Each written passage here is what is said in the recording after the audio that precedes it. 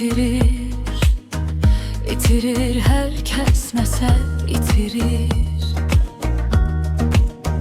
Kimi bəxtini, kimi sevgisini itirir. Ayırır, ayırır, yollar bizi ayırır. Məndən səni, səni məndən ayırır. Həsrət bu qədər qamsız, dönmək geri imkansız. Bundan da böyük qəm, kədər olmaz.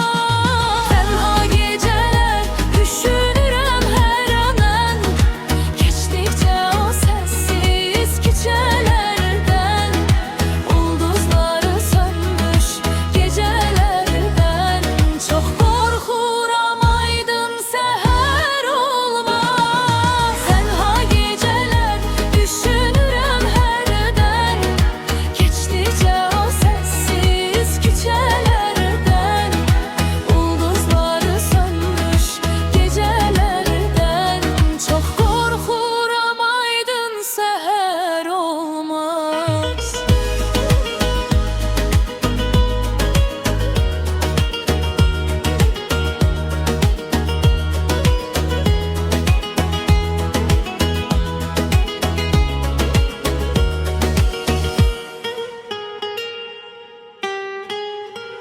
Değişir, değişir, değişir, hamı değişir. Kim zahiri, kim dahili değişir.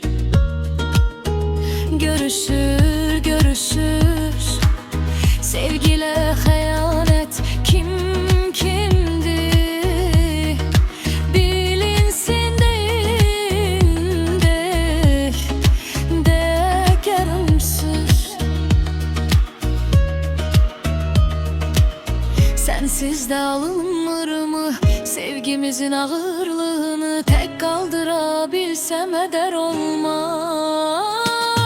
Tenha geceler düşünürəm hərdən, keçdikcə o səssiz küçələrdən, ulduzları sönmüş gecələrdən.